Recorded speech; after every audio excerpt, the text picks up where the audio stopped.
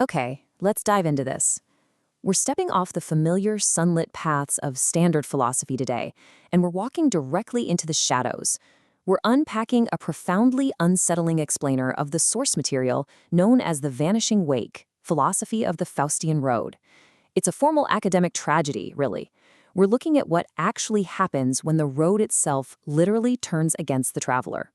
We're going to start with this chilling realization straight from the text. Merely the activity of a soul already claimed by the void. It perfectly sets our macabre stage, doesn't it? It describes that exact, terrifying moment a traveler realizes all their busy movements, that frantic commerce of their daily life, means absolutely nothing. They aren't actually going anywhere. They're already lost. We're going to break down this academic tragedy into three distinct acts. Act 1 is the folly of the merchant. Act 2 covers the anatomy of the trap. And finally, Act 3 explores the grand illusion. So, Act 1, the folly of the merchant, the parable of the vanishing wake. Let's look at the merchant. Our source material centers on this incredibly naive traveler who sets out on the road, truly believing his journey is this lucrative investment in self-discovery. But, poor guy, he is completely unaware he's being hunted. The text outlines how he's stalked by the wanderer, this tracking silhouette that literally absorbs the light around it, and as the merchant walks, this dark figure slowly reveals the truth. The destination the merchant's aiming for, it's exposed as a complete phantom. And the road itself wasn't built to lead him anywhere. It was designed specifically for perpetual disorientation.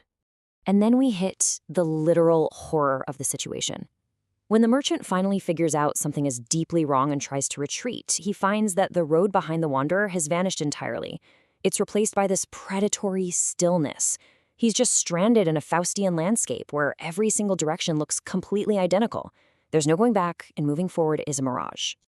Let's move to and see how this builds in Act 2, The Anatomy of the Trap, a formal academic review of guidance. If we put on our academic hats to dissect these classical archetypes, the text draws a stark, really fascinating contrast between two types of guides. On one side, you have the bright Hermes, right? The classic friend to man who provides the torch of civilization, things like weights, measures, the alphabet, to help humanity rise. But his shadow double is the dark Hermes. He is the mocker. Instead of a torch, he gives you the absence of light. He intentionally uses a seeker's own hope as a broken compass, pointing them towards salt-choked wastelands and desolate mirages. He forces you to navigate entirely by the shadows of your own fear. Now, what's really interesting about this slide is how this dark intervention connects to classic literature and alchemy. It's formally defined here as the Negretto stage. This is a state of total psychological blackness within the alchemical process, where the old self has to literally rot. It's a horrifying but completely necessary spiritual decay that the traveler is forced to undergo when they're guided by the shadow. The source meticulously breaks down the dark guide's inescapable process into 4 distinct steps. Step 1, seduce the ego. Make them think the journey actually matters. Step 2, slowly poison the traveler's identity. Step 3, force a massive confrontation with that alchemical shadow. And finally, Step 4, the total dissolution of the former self. It's a methodical, relentless psychological trap.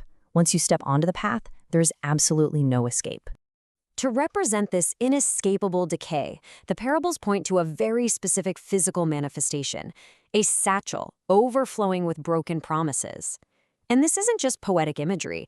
That satchel is the literal, physical baggage of the traveler's failed attempts to outrun their own inevitable internal decay.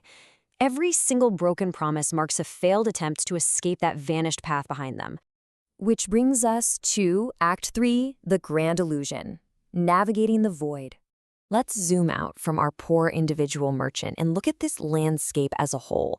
This Faustian landscape where the road behind you vanishes and the horizon is basically a closing trap is a grand, stark metaphor for modern human disillusionment. The text suggests it perfectly reflects our struggle with existential nihilism today. It depicts a world completely stripped of objective meaning, where all these roads we build and the progress we claim to make actually provide no true direction whatsoever. And the authors captured this bleak reality with a highly evocative quote. Progress is exposed as a series of stitches in the shroud of the universe. Think about the weight of that for a second. It implies that our frantic commerce of souls, our daily bustling, our careers, our grand personal journeys, is all just busy work on a dying cosmic fabric. And this brilliantly illustrates the definitive philosophical divide we've been exploring. When you compare these two philosophies side by side, the contrast is just staggering. The seeking pilgrim desperately wants to find a home, aiming for self-discovery and viewing the road as a path to enlightenment. But the Mephistophelian wanderer? He just wants to witness inevitable decay. He views the road as a long funeral procession for the living. While the pilgrim wants to build a lasting legacy, the wanderer sees his legacy as just a footprint in a desert that has never known the rain.